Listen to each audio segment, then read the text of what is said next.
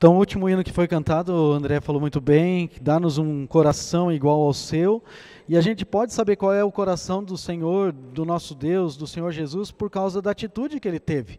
A nossa atitude fala muito daquilo que nós acreditamos. E uma das coisas que Jesus repetia para os seus discípulos vez após vez, ele faz isso em João capítulo 4, quando ele fala com a mulher samaritana, naquele texto, fala, quando os discípulos perguntam para ele sobre o tempo de comida, de alimentação, e ele diz, olha, a minha comida é fazer a vontade do meu Pai. Então, aquilo que, o meu alvo principal, aquilo que me motiva, o meu anseio é fazer a vontade do Pai. E a minha pergunta é essa, você está disposto para fazer isso? Porque quando falamos sobre missões, muitas vezes a gente sempre pensa no missionário, mas o missionário ele é um reflexo realmente daquilo que está no nosso coração.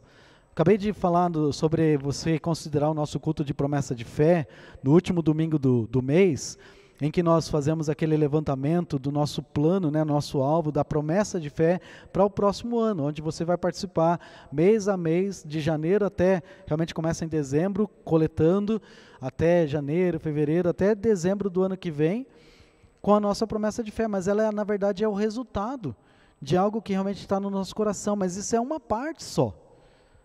Há muito mais disso. Nisso até tem uma pergunta, quantos mundos você acha que há no nosso mundo? Você já parou para pensar nisso?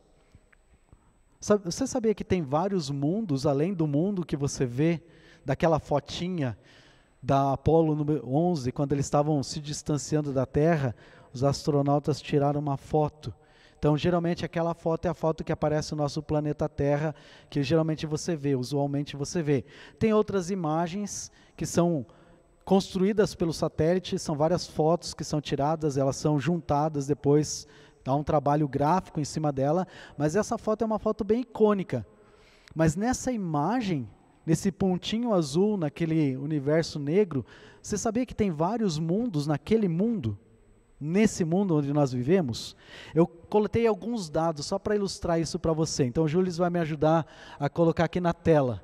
Então, eu quero falar hoje à noite sobre missões é um tempo de oportunidade, e a gente vai ver esse texto de Mateus capítulo 9, versículos 36 e 37. Olha que interessante quantos mundos nós temos no nosso mundo. O primeiro, interessante para ver, o mundo chinês. Você sabia que o mundo chinês, ele ocupa a população, cerca de 1/5 da população mundial? Ou seja, se nós pegarmos toda a população do mundo, 1/5 dela é só a China. As outras 4 partes envolvem todos os outros continentes. A Europa, a África, as Américas, a Oceania. E só a China, sozinha, ela já ocupa 1/4, 1/5 da população do mundo. Então é um mundo. É uma realidade que essas pessoas vivem, um contexto cultural, social, mental e espiritual também. Olha outro mundo que tem no nosso mundo, o mundo budista, a maior parte do sul da Ásia, não só da parte da China, que tem toda a parte da religião, mas grande parte desse mundo chinês tem o budismo como a religião principal. Outro mundo, o mundo muçulmano. Realmente, quando eu peguei esses dados, ele colocava como o norte da África e Oriente Médio, aquela parte mais oriental, assim, mais no centro, mas o islamismo tem crescido muito nos últimos anos. Grande parte da África está seguindo muito o islamismo, tem crescido muito lá. E isso também é um mundo dentro do nosso mundo. Outra dinâmica, quer ver? O mundo das crianças. Você já parou para pensar? Nesses dados que eu peguei, ele colocava que 1/3 da população mundial tem menos de 15 anos. Pessoas que nem Jonas, Deus diz, que não conseguem fazer distinção entre a mão esquerda e a mão direita. E existem grupos que trabalham especificamente com crianças, a APEC, que no nosso país é voltado para um ministério de trabalho com crianças, evangelização de crianças. Você acha que elas não precisam conhecer a Jesus também? Elas também fazem parte desse mundo. E mais o mundo urbano. Interessante que é colocado nas estatísticas que cerca de 300 cidades do mundo inteiro têm mais de 1 milhão de habitantes. Você pode imaginar 1 milhão de pessoas? Quantas pessoas tem na estimativa de Curitiba? Você sabe os dados mais ou menos aí? 200 mil mais ou menos, eu vi a última vez. 200 mil... Oi? 2 milhões? Agora imagine, Curitiba já andar no trânsito já é um desafio, né? Tem horários que... Agora imagine 1 milhão de pessoas. 2 milhões de pessoas. 100 milhões de pessoas. São Paulo dá quantas Curitiba dá dentro de uma cidade como São Paulo? Rio de Janeiro. E como não bastasse isso, tem mais alguns dados. Quer ver? Por exemplo, aqui, os pobres, 1 bilhão de famintos. Aqui eu coloco pessoas que sobrevivem com R$1, cerca de um real por dia. E eu não estou aqui fazendo apologia a qualquer tipo de ideologia, tá? Mas só para você ver, os dados, no mundo inteiro, 1 bilhão de pessoas que sobrevivem com menos do possível para uma vida. Outro mundo que tem no nosso mundo, travou aí?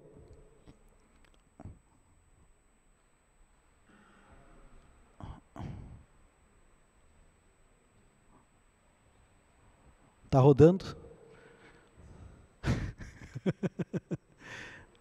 Até o computador ficou, meu Deus, 1 bilhão de famintos.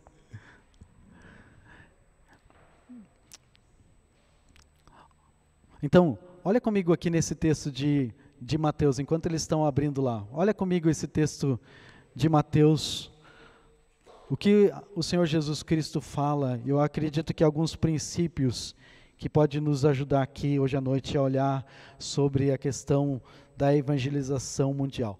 A minha pergunta, olhando esses dados, é a seguinte pergunta: na sua opinião, qual é o maior desafio para a evangelização do mundo?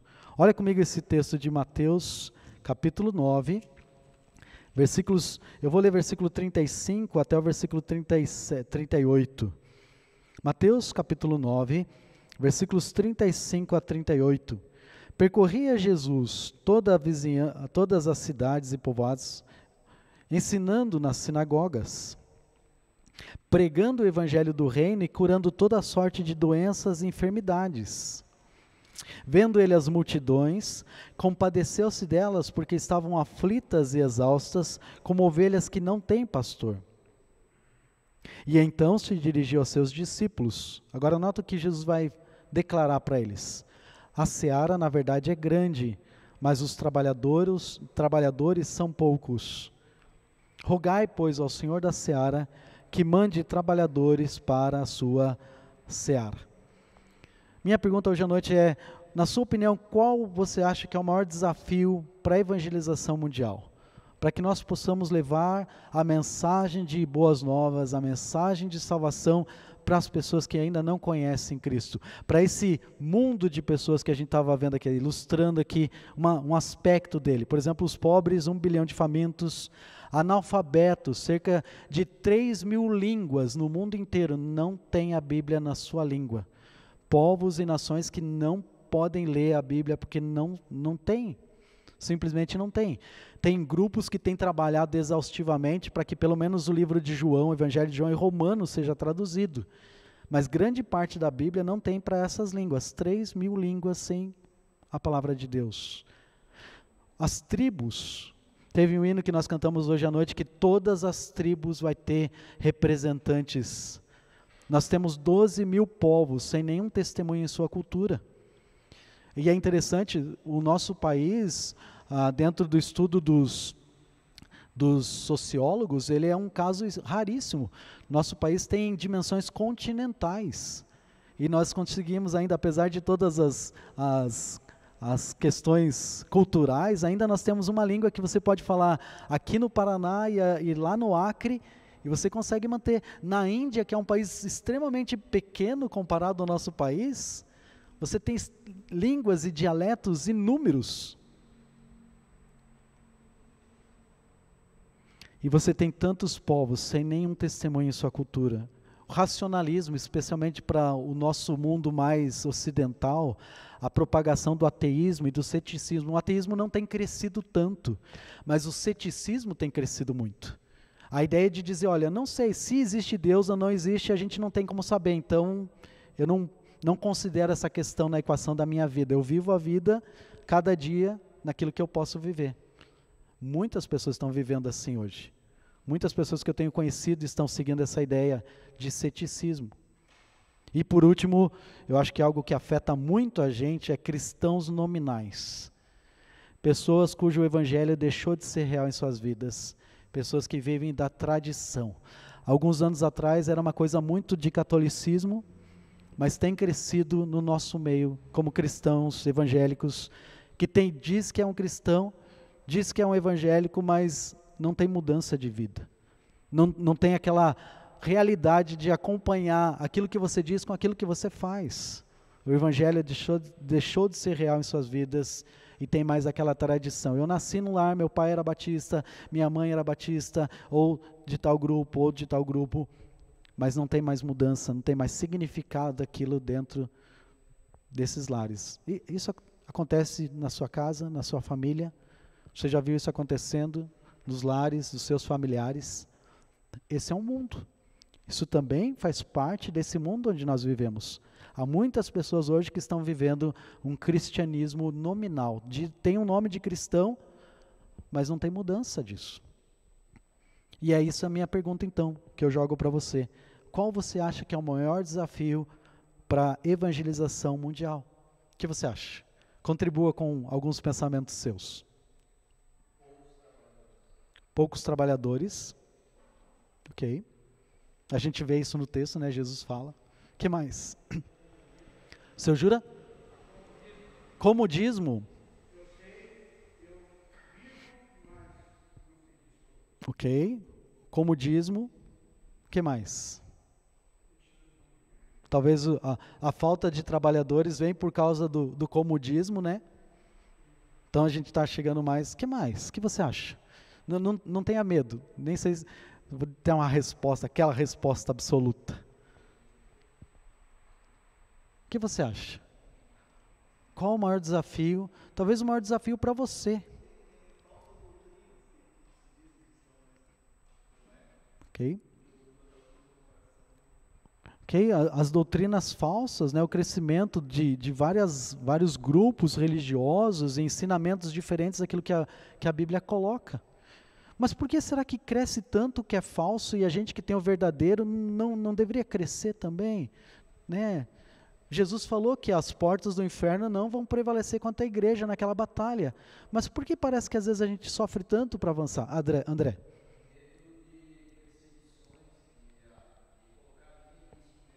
Puxa, vai envolver um sofrimento, né? Aqui no nosso país a gente não é perseguido fisicamente, mas que tipo de pressões um cristão sofre?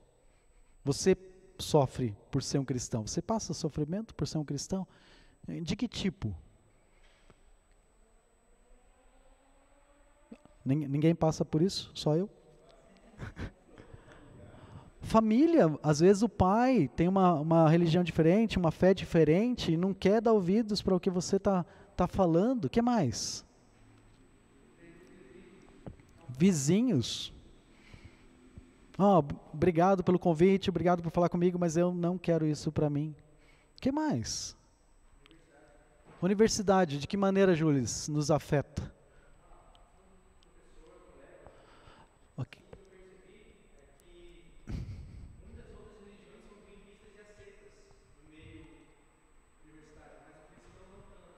Ok? Se você chegar num grupo, agora, por favor, não me interprete mal, não estou aqui para falar mal de nenhum grupo. Mas se você chegar e falar assim, eu sou um budista, as pessoas vão falar, nossa, que legal, que interessante. Se você falar, eu sou shintoísta, não sei o que é isso, mas olha, parece legal, eu sou jainista, e eu sou tal grupo, não importa, você sempre vai ser, olha isso, fala para nós. Agora, se você chega e fala, eu sou um crente em Cristo Jesus. agora você já é tratado como, você é uma pessoa que não tem muito entendimento, né? Você podia ser mais inteligente, cara, isso daí não cola mais.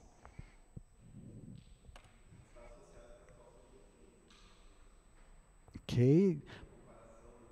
O falso ele cresce, né? E o verdadeiro parece que a gente tem esse desafio. É tão interessante que Jesus, já vendo isso, ele diz nesse texto para nós, ele afirma para nós a maneira da gente enfrentar. Ele nos apresenta, ele manifesta nesse texto aqui o desafio de 3 formas. E eu quero olhar com você rapidinho aqui esse texto, e eu creio que seja um incentivo para você, uma motivação para você e para mim, para todos nós, para entendermos que a nossa missão é levar o Evangelho para todos.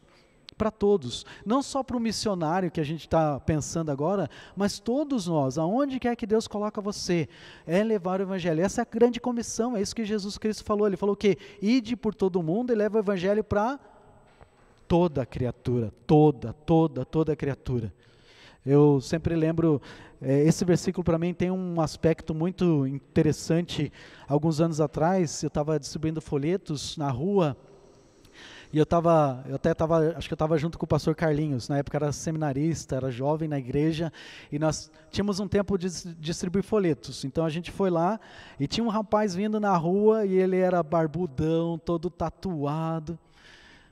E aí o que acontece com a gente? Eu, na minha falta de sabedoria, olhei e falei, cara, esse rapaz nunca vai pegar um folheto. E eu estava vendo ele me vendo, e eu chegando até ele andando, olhei para o Carlinhos, eu falei, puxa, agora tem que honrar, né? Estou aqui sendo exemplo para ele, como é que eu vou pegar e vou me desviar? É a primeira pessoa, não tinha mais ninguém na rua, não tinha nem ninguém para eu poder atravessar a rua e dizer, eu não vi ele, pega ele, Carlinhos, e eu vou pegar outra pessoa.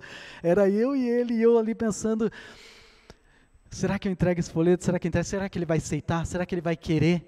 E quando eu cheguei perto dele, eu falei, oi, tudo bem? Nós somos aqui da igreja, aqui do bairro, eu queria deixar com você o folheto, tem os horários do culto, tem o endereço da nossa igreja, tem o nosso telefone, e eu gostaria muito de convidar você para participar lá. Aqui tem uma porção da palavra de Deus nesse folheto, explicando o maior amor demonstrado por Deus para nós, que é enviar seu Filho Jesus. Aí ele ficou quieto o tempo todo e falou, muito obrigado por você se importar comigo, eu pensei que você não ia entregar um folheto para mim. E eu fiquei pensando, caraca, quase que eu perdi a chance. Quantas pessoas, às vezes, você pensa na nossa mente, a gente pensa, não, essa pessoa nunca vai querer, essa pessoa nunca vai aceitar. Nas nossas crenças, no nosso julgamento, às vezes, nós limitamos o Evangelho, aquilo que Deus não limitou.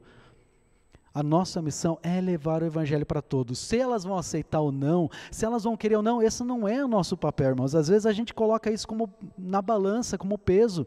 E se ele não aceitar Cristo? E se ele não? Mas essa não é o ponto. A pergunta de Deus a ordem de Deus é leve. E o resto é eu que vou cuidar. E nesse texto aqui, Jesus vai nos mostrar aqui 3 maneiras da gente poder entender esse grande desafio. O maior desafio da evangelização do mundo a gente encontra aqui no versículo 36. A motivação de missões. Qual deve ser o fundamento? Qual é a maior motivação de missões? Versículo 36 ele diz, vendo ele as multidões, compadeceu-se delas. Você sabe por que muitas vezes nós não evangelizamos? Porque nós não nos compadecemos, nós não entendemos as necessidades que as pessoas estão enfrentando. As necessidades reais do coração delas. Aquele que tem o seu coração movido pela compaixão, ela vai se mobilizar na direção de atender às necessidades, ela busca compreender. Quer ver um bom exemplo? Jesus conta isso. Ele conta a parábola do samaritano, do bom samaritano, em Lucas 10, versículos 29 a 37. Nós não vamos lá, mas é bem interessante porque revela algo bem importante nessa parábola.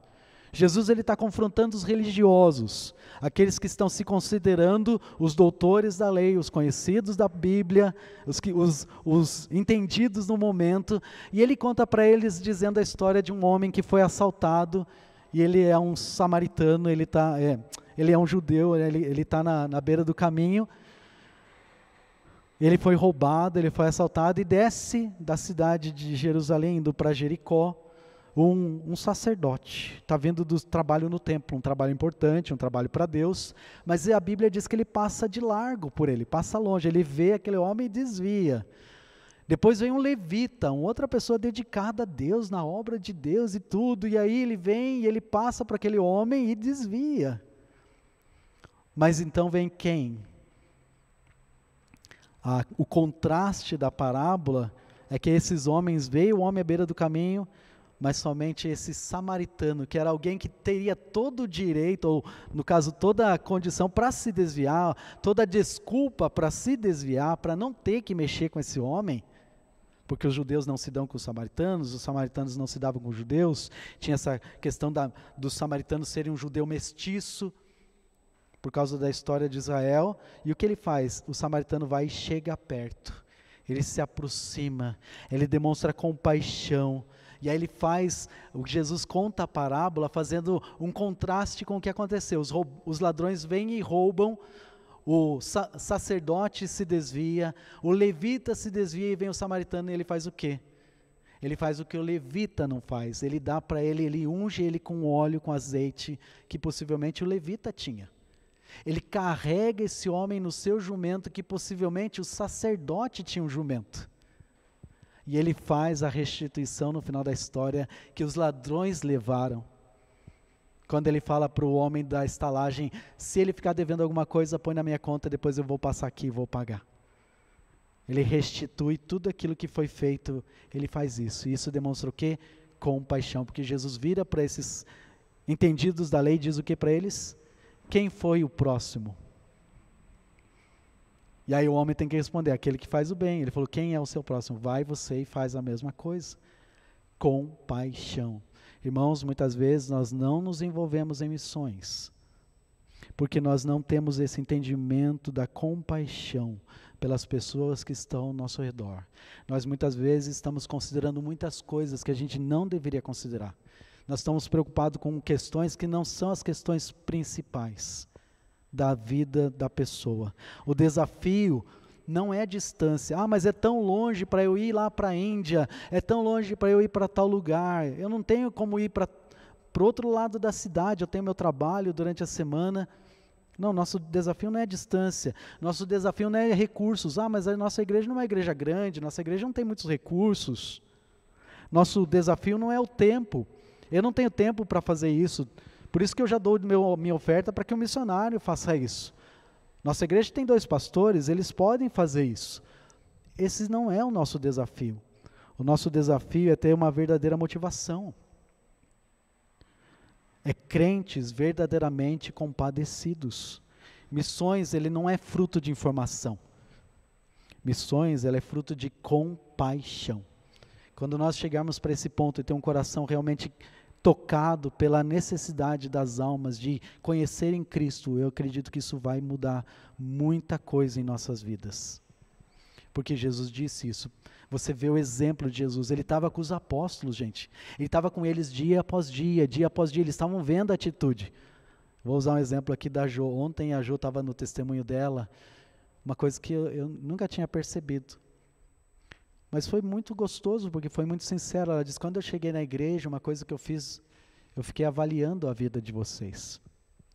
Porque a Jo veio de uma outra igreja, de uma outra fé. E ela estava conhecendo Cristo como Salvador e ela queria ver coerência em nossas vidas. E mesmo sendo tão falhos e tão com dificuldades em nossas vidas, ela ainda viu a graça de Deus agindo em nossas vidas.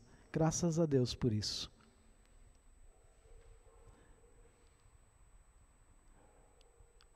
E os apóstolos, você vê que eles não conseguiam perceber isso. Mas aí quando o texto foi escrito mais tarde, eles colocam isso. Era um desafio para os apóstolos. E eles dizem que vendo ele as multidões compadeceu-se delas, porque elas estavam aflitas, elas estavam exaustas, como ovelhas que não têm pastor. As pessoas estão perdidas, elas estão sem direção. E Jesus viu e Jesus sabia por quê? Porque elas não conheciam ele. Será que nós podemos crescer em compaixão?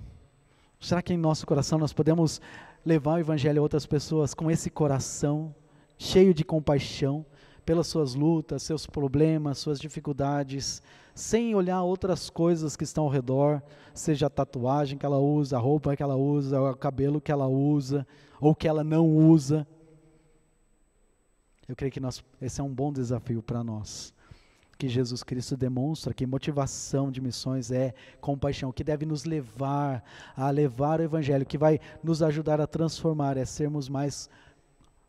termos mais compaixão, compadecidos das necessidades das pessoas. E elas estão cheias, gente, de necessidades ao nosso redor. Eu sei, talvez você diz, pastor, eu também estou cheio de necessidades. Eu sei que você está. Mas morrendo nesse momento, como foi perguntado ontem no batismo, você vai para onde? Tem certeza que você vai para onde? Para onde você vai, igreja? Você vai para o céu. Mas aquela pessoa, se ela morrer nesse momento, ela não vai para o céu. Por isso nós precisamos ter compaixão por elas, porque às vezes ela nem tem entendimento de onde ela está indo. A segunda coisa que Jesus Cristo nos mostra, que é o alvo de missões. Se a motivação que deve me levar a me levantar, como diz o seu Judas, sair do meu comodismo, de eu ir até o outro é a compaixão, o meu alvo, o meu propósito, qual é? Jesus mostra aqui no versículo 36 também. O alvo de missões é as pessoas. Olha que interessante que ele fala aqui, Jesus vê as multidões, elas estão repletas de pessoas aflitas, desamparadas, pessoas cansadas e abatidas. E a razão para tudo isso é o quê? Ovelhas que não têm um pastor. Afirmando o desafio dessa multidão, é o mesmo quando você afirma que um sedento ele está recusando um copo d'água. Você chegar para uma pessoa e dizer, você está com sede? Estou. Então, você tem que dar um jeito nisso. Mas como é que ele vai perder a sede se você não providenciar água quando você tem? Eu vi uma reportagem alguns anos atrás, tinha um programa que passava à noite, geralmente era sábado à noite, era um dos últimos programas que tinha na noite, e era um rapaz que ele fazia entrevistas, e naquele programa era um dia que ele estava fazendo uma entrevista com pessoas de rua. E eu aprendi uma coisa tão interessante, que a Bíblia já fala isso, né? Quando Jesus Cristo diz, quando der água para um desses pequeninos é a mim que você está dando. Lembra desse texto? Lembra dessa cena? Realmente ela tem um contexto bem específico, ele fala do período da tribulação, Mateus capítulo 25, mas o que é interessante nesse texto, é que quando o repórter pergunta para ele, qual é o maior desafio que você encontra vivendo na rua? Ele pergunta para esse mendigo, e o rapaz fala assim, e eu pensava que ele vai falar comida, ele vai falar roupa, frio, perigo. Você sabe o que ele falou para o repórter? Qual é a maior dificuldade que ele tinha vivendo na rua? Consegue imaginar qual é? Ele falou, quando eu peço água para as pessoas, e as pessoas elas não acreditam que eu quero só água. É muito difícil conseguir tomar água. A partir daquele dia eu falei, cara, toda vez, eu sempre deixo, até mesmo aqui na igreja, acho que na minha sala ou lá embaixo na cozinha, tem algum lugar, tem uma garrafa PET limpinha, quando chega alguém para encher de água para dar. Volta e meia aparecem pessoas aqui na igreja pedindo água. Você tem água? Eu sempre providencio água. Eu não sou muito de dar dinheiro ou de dar alimentação, mas água é uma coisa que eu sempre estou pronto para suprir. As pessoas que estão ao nosso redor, irmãos, são pessoas que estão aflitas, são pessoas com sede de Deus. E elas talvez estão enchendo a vida delas de coisas, porque nem elas sabem que elas estão com sede de Deus. Eu levei minha mãe no médico, no geriatra, ela está com 73 anos. E uma coisa que o geriatra sempre fala, você tem que cuidar muito com a sua mãe, porque ela precisa tomar água. Pessoas idosas têm uma tendência de não tomar água. Mas eu comecei a reparar na minha vida que eu não sou uma pessoa que estou tomando muita água. Ontem, por exemplo, eu passei o dia inteiro, a gente estava lá correndo, indo para lá e para cá, e eu quase não tomei água. Eu tomei café, tomei refrigerante, mas aí eu me liguei, quando eu cheguei em casa de noite, falei, eu preciso urgentemente tomar água. Mas eu estou tendo essa consciência. Agora pense sobre questões espirituais. Como é que uma pessoa que está com um problema no casamento dela vai entender, puxa, eu preciso colocar esse princípio daquilo que Deus diz em prática, porque fazendo isso vai funcionar. Eu preciso entender isso sobre perdão, porque eu estou com um problema com César, e eu preciso colocar isso que Deus ensina para eu resolver meu problema com César, e a gente poder voltar a ter um relacionamento. O homem sem Deus, ele não entende isso. Por isso nós precisamos olhar o alvo de missões, a vida dessas pessoas. Você já parou para olhar isso?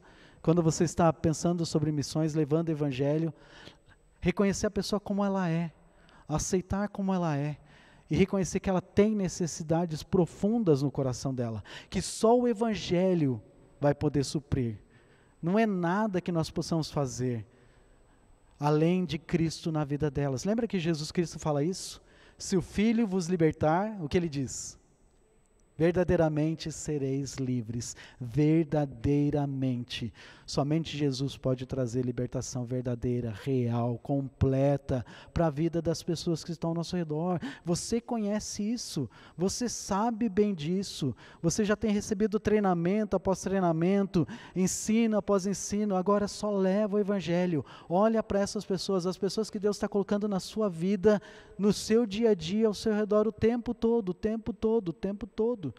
Irmãos, Deus não vai cobrar de nós as pessoas da Guiana, onde o pastor Jefferson está. Ele não vai cobrar de nós as pessoas onde estão ao redor do Amiá, onde o Amiá está lá do outro lado do mundo, na Índia. Ele vai cobrar de você, o seu colega de trabalho, o seu vizinho da porta do lado, as pessoas que estão ao redor do seu mundo de relacionamentos. Essa é a sua responsabilidade. São essas as pessoas que Deus colocou ao seu redor. Por isso nós precisamos levar o evangelho para todos. E um dos desafios, muitas vezes a gente não olha essas pessoas com as necessidades delas.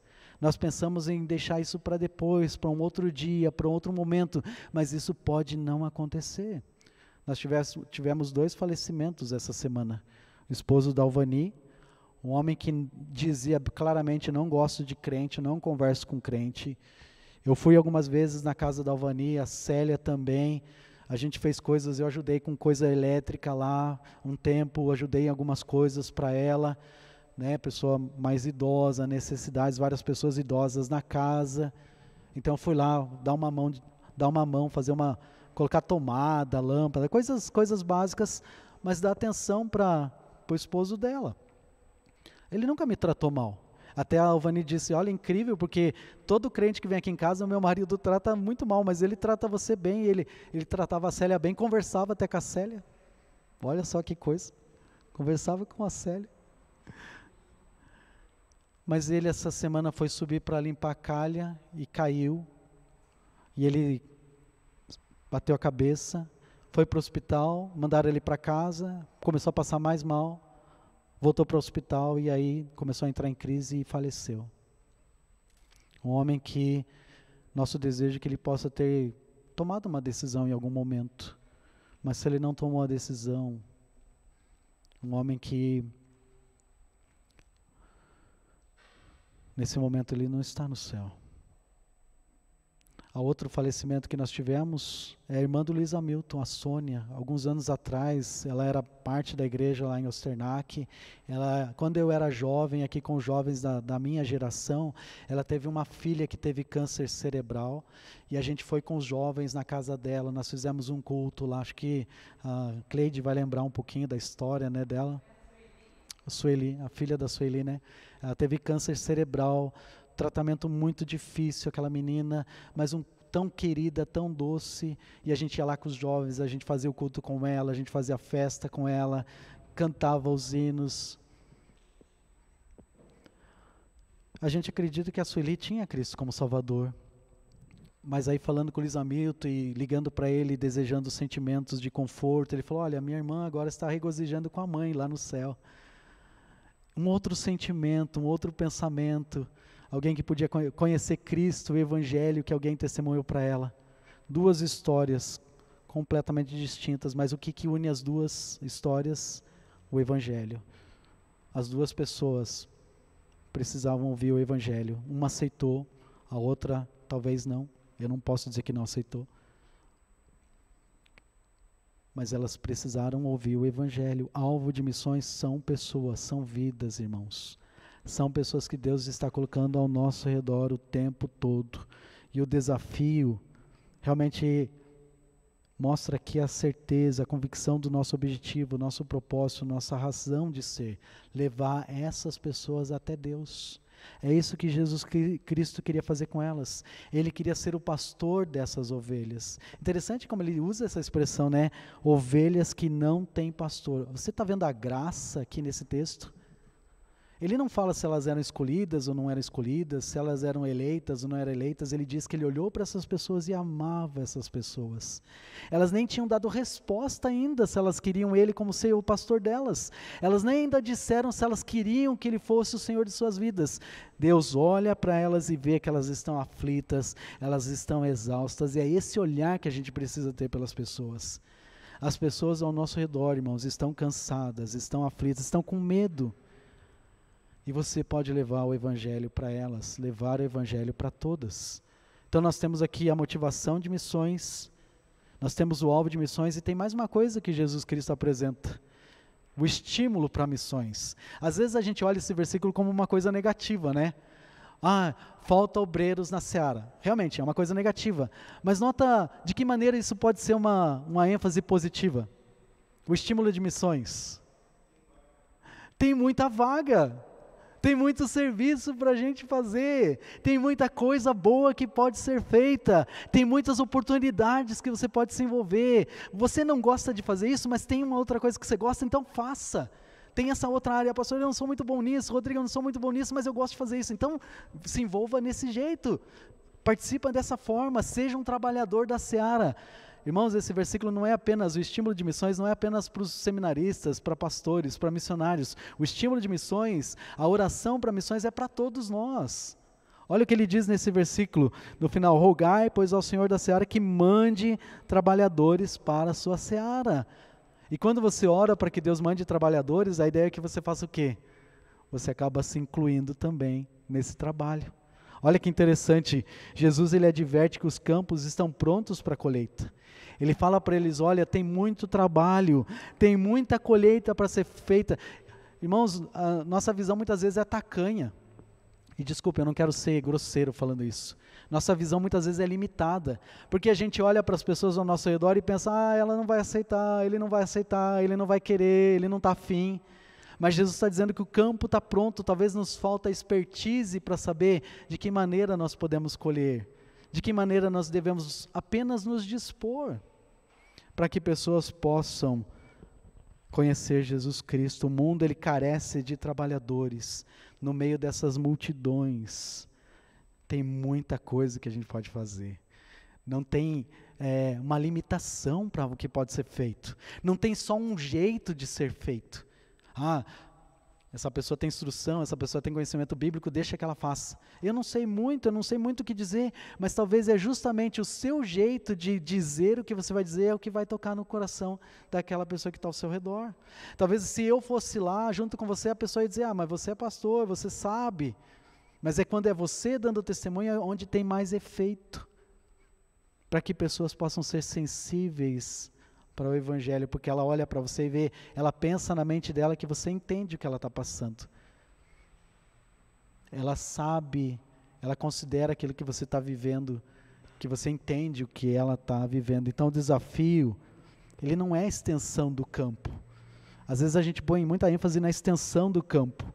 O desafio é trabalhadores dispostos para encarar a colheita. O estímulo de Jesus é que tem muito trabalho para ser feito, muita coisa pode ser investida, mas você precisa deixar a sua zona de conforto e realmente dar um passo de decidir: eu vou abraçar essas multidões, eu vou lá me dispor para estar junto com elas, porque é isso que Jesus Cristo fazia.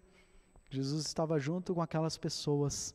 Muitas vezes ele deixava os fariseus, ele confrontava eles, mas sabe o que ele fazia? Ele ia lá para o meio do povo, ele ia ficar com aquelas pessoas. O pastor Carlinhos estava falando isso ontem lá no batismo. Ele ia lá onde as pessoas estavam e ele queria ficar junto com elas, tomar cafezinho junto com elas, conversar com elas, ajudá-las a entender que ele era Deus, mas ele entendia as lutas que eles passavam e ele podia ajudá-las se elas decidissem segui-lo e ser o Senhor delas. Eu comecei falando que a igreja vive debaixo de uma promessa de vitória, lembra? As portas do inferno não vão prevalecer contra a igreja, mas a gente precisa cuidar para que o nosso próprio comodismo não seja o nosso maior adversário para o avanço missionário. Sabe qual é o nosso maior perigo? Nem é o inferno. O inferno não tem mais poder nenhum sobre nós, irmãos. Satanás, ele faz aquilo, nós estávamos falando na escola dominical, aquilo que Deus permite que ele faça. Até o poder que ele tem, é Deus permitindo que ele tenha para realizar os propósitos de Deus. Mas o nosso maior adversário é a gente não compreender a nossa missão. O maior desafio, irmãos, não está no propósito de missões. O maior desafio está onde? Em nós mesmos. Não seja um empecilho para missões. Abra seu coração. Comece para olhar as pessoas com paixão. Comece a se aproximar de pessoas nas necessidades que ela tem. E seja criativo, porque tem muita coisa gostosa que a gente pode fazer. Há muito serviço que você pode se envolver. Do seu jeito, do jeito que Deus fez você, com as capacidades que você tem, com os talentos que você tem, com os gostos que você tem. É onde Deus quer usar você. Do seu jeito, do jeito que você é. Na obra que Ele tem. Para que o Evangelho possa alcançar todos esses aspectos desse mundo, dentro de outros mundos que nós estamos vivendo. E que Deus nos abençoe nesse desafio. Que o Senhor... Obrigado, ó Pai, pela Tua palavra que é tão rica, e o Senhor nos ajuda a poder olhar de ângulos diferentes para cenas bíblicas que muitas vezes nós sempre olhamos, às vezes da mesma forma. A maneira como o Senhor colocou esses textos tem um propósito não de nos desmotivar, mas ao contrário, nos desafiar, nos estimular, a alcançar nossos corações, para olhar aquilo que foi feito e fazer isso e talvez fazer ainda melhor, de acordo com as suas condições. Obrigado, Deus, pela igreja onde o Senhor me colocou. Obrigado pelas pessoas que estão aqui hoje à noite, pessoas que o Senhor trouxe para cá, para ouvirmos juntos a sua palavra e sermos encorajados, porque um dia alguém se dignou, alguém se preocupou, alguém se interessou, alguém teve compaixão de nós, alguém olhou para nós como um alvo do amor do Senhor, do seu desejo de ser o nosso pastor, alguém que olhou a oportunidade mais do que a dificuldade e falou do Evangelho para mim, falou do Evangelho para a pessoa que está aqui. Nos ajuda a fazer a mesma coisa, ó Deus.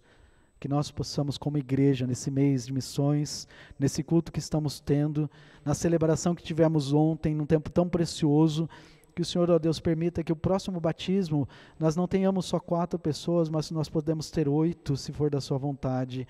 Que nós podemos ter 8, ter 16, se for da sua vontade. Mas, mais do que tudo, nos ajuda, ó Deus, a ver que missões é tempo de oportunidade, de levar o seu Evangelho àqueles que ainda não te conhecem, pessoas que estão ao nosso redor e que precisam ouvir o Evangelho, pessoas que estão nesse mundo, vivendo dentro dos seus mundos, mas ainda não conhece o Criador de tudo desse mundo, que é o Senhor.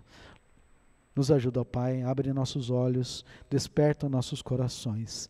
É isso que eu te louvo, agradecido por esse tempo juntos, diante do Senhor, como igreja, para ouvir do desafio do Senhor e colocar isso em prática o mais rápido possível durante essa semana. É isso que eu oro, agradecido em nome de Jesus. Amém.